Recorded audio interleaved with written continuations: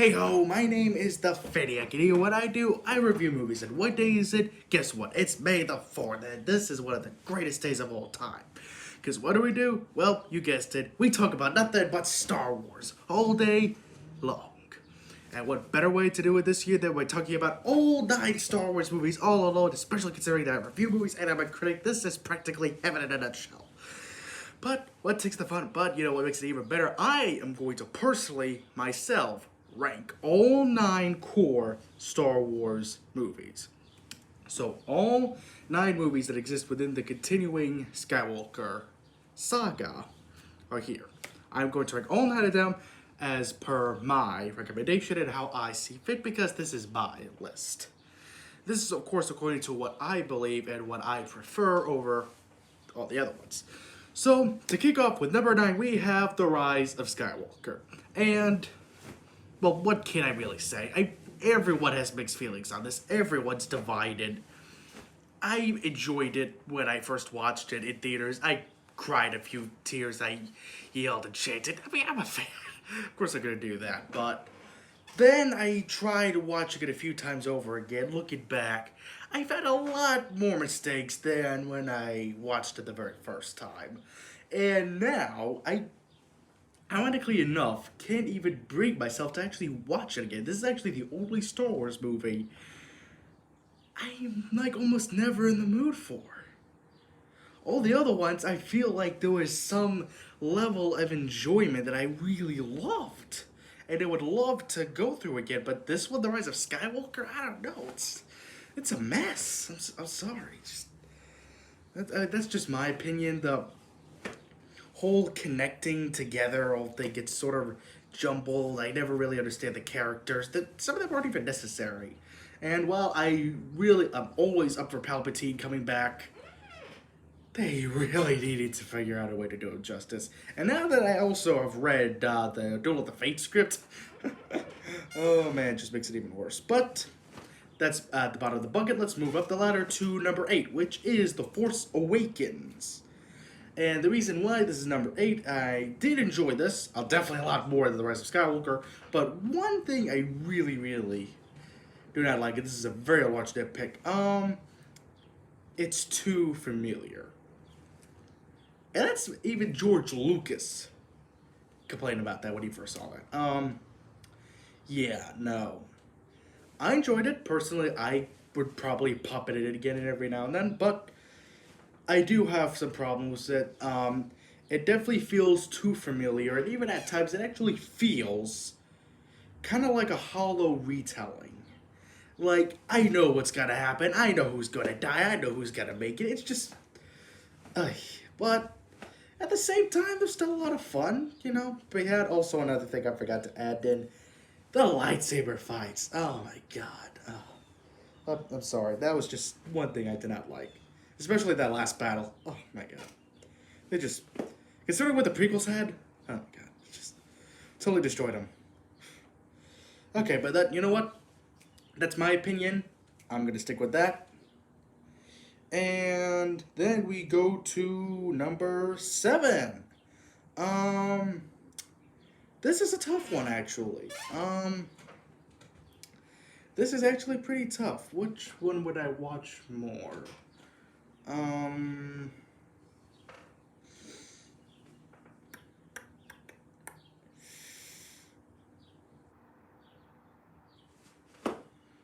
I'll go with The Last Jedi. That's just my thing. I'll put it there. This was very close. It was either this or Attack of the Clones. Let me just say that for the record. Where to start? Okay, let me just say this. I'm one of the fans who really like this. I loved it when I first saw it in the theaters, and even now then, 4 years later, still love it. I definitely can see the problems. I am very, very, very passionately angry of the deleted scenes that definitely should have been in the film, and definitely should have trimmed down that Cantobite scene.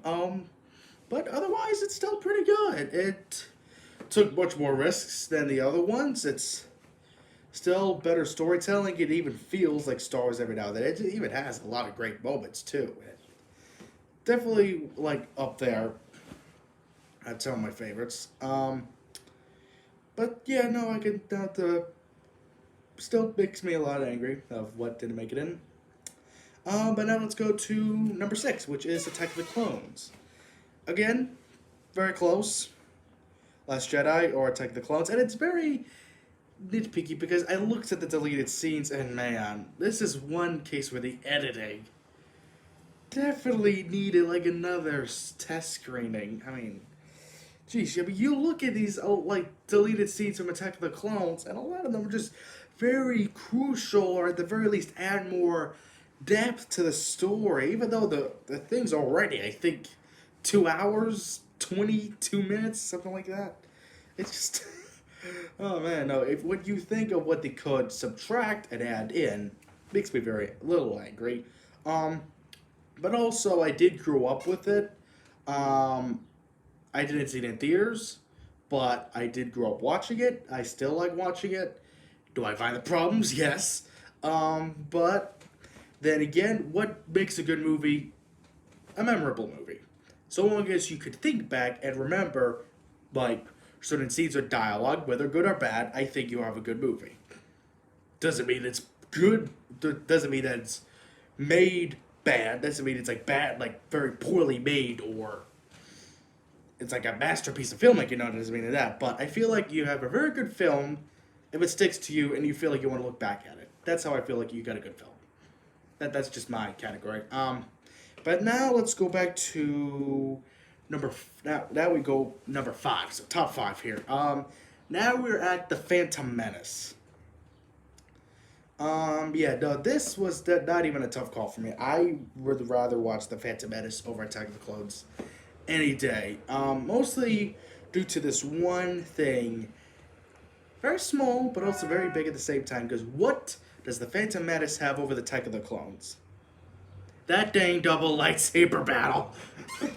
That saves the movie from just being totally forgettable. I mean, God, that choreography, that fighting, that intensity. Love it. Freaking love it. I would. It's kind of like Jurassic World, similar to that. Very fun. There are problems, but that ending totally saves it. Man, yeah. Oh. Yeah, no, I really like that. Acting, okay. Writing, like with any George Lucas movie, probably could have been written better.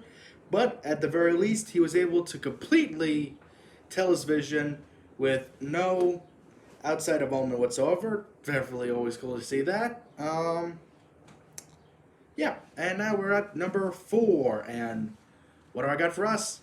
I give you Return of the Jedi.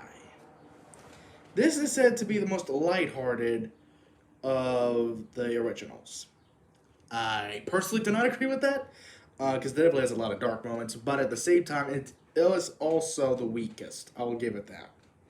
Especially considering that it was riding off of the success of both A New Hope and The Empire Strikes Back, so they had a lot of expectations. So there's definitely that. Me personally, I really enjoyed it. Definitely, like any Star Wars day at all, I would gladly watch it. It's just one of my personal joys. Always look forward to watching that one. But I can't see the problems with it. Does it get into my way of enjoying it? No.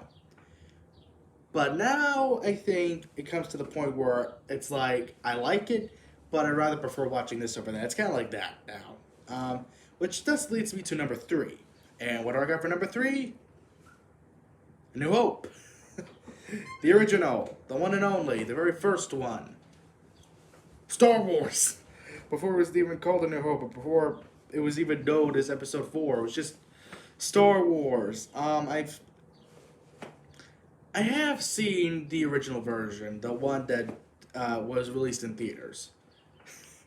Yeah, no, definitely awesome. It's definitely an experience for sure. If you ever can, find the original VHS tape, plug it in, masterpiece. Also defend a little bit the special editions. because they are good, and I grew up with those.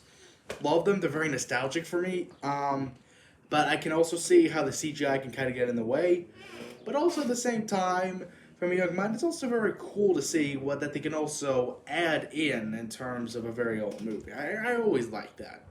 That you can always like show that you can make different versions. Doesn't mean it's always going to be better, but at the same time, it's always cool, you know? So I always like the option of which one. It's cool. And it's not even by that much. I think it's like, what, 4 minutes difference?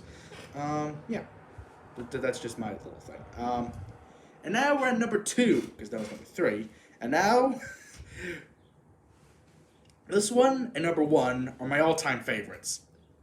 Any day, every Star Wars day, I'll gladly watch it. I will defend them to my death. That's how good they are. Nothing beats these. But when it came to this, it's over which one would I prefer watching the most. And this is why Empire Strikes Back is number 2. Loved it.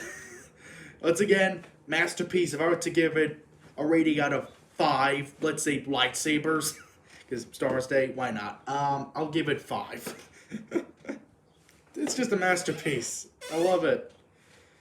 Greatly made, superbly past expectations, especially considering at the time that sequels were always known for repeating the original. This one did not.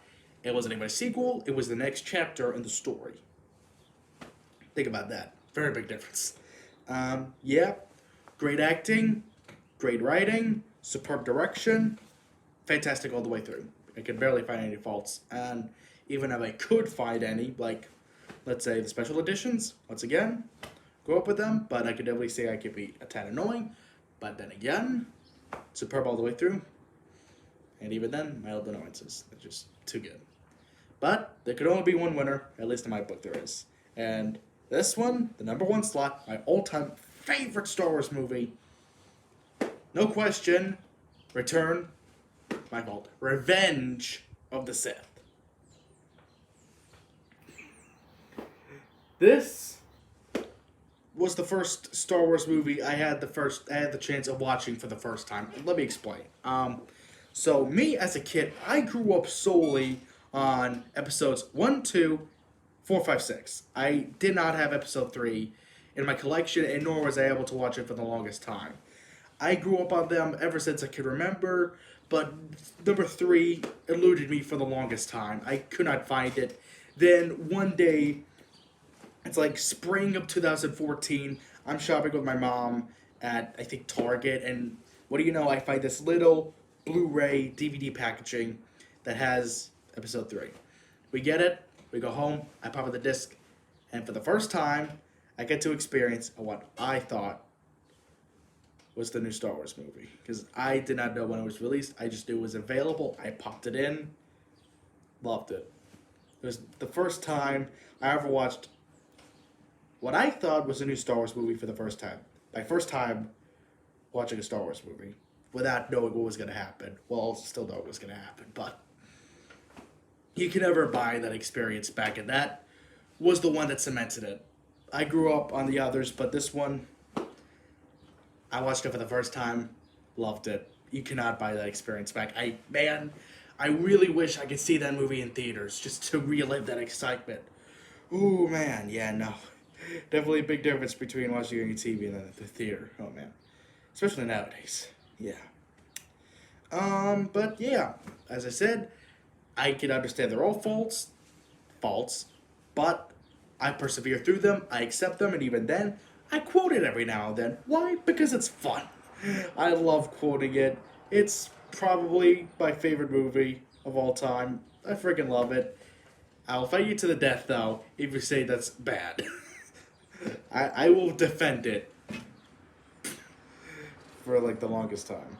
Yeah. But that's my opinion. Those are my rankings. Once again, no, like, even if I were to, like, rank the trilogies, I would say the sequel, I would say from worst to best, sequel, original, prequel. That's my ranking. From worst to best. That's me. But then again, I can understand that the originals are made much more better, But when it comes to preference, I will always love the originals. I understand that the prequels, sorry. I can understand that people do have faults with them. Some childhoods were even destroyed when they first came out, but now that the new sequel trilogy is out, I think even more childhoods are going to be born and destroyed at the exact same time. Kind of similar with the sequels. People's childhoods with the originals died while childhoods like mine were born. I got to see the new sequels. As soon as it was over, my childhood ended, and a whole new generation was born. And now, pretty soon, I bet, within a couple of years, a whole bunch of people are going to be defending the sequels as much as I am defending the prequels today. That's my opinion, but as a plus, since today's May the 4th, I got a chance to watch The Bad Batch right before I had to go work today. Loved it. I am a big Clone Wars fan. Favorite TV show of all time. Loved it. And this new episode, loved it. It's from Dave Filoni. He created it and co-wrote this episode with, hopefully I'm pronouncing this right, Jennifer Corbett. I have no idea if that's how you pronounce her name or not. Hopefully I'm correct. Please do not pan me for saying her name incorrectly. I'm overly so with names. But loved it. I barely had any problems. The opening, yeah, I could see it not working. It was a little bit rushed, but at the same time, it was kind of poetic. The Clone Wars, in the same way, ended on May the 4th with Order 66, while the Bad Batch was born a year later on May the 4th with Order 66. It's almost poetic, in a way, strangely, but loved it. And like this new thing they're doing, I love it. I love it. And they kept the same animation. Even I grew up watching the Clone Wars. Brings back so many memories. I even cried watching the finale. All finales, seasons 5, 6, and 7. Always cried. And with the Bad Batch, I even got emotional. Did I cry? No. But I did feel for the characters. And man, I love them. And D. Bradley Baker, he's amazing. He's a great actor. Now he's like voicing, he's like basically the main guys. Yeah, amazing. Yeah, no, thank you, Dave Filoni. You're amazing, dude. Hopefully you get to do a lot of great stuff with Lucasfilm. I'm very looking forward to seeing your career prosper. But that's all the time I have for today. My name is the Faniac, and may the 4th be with you always.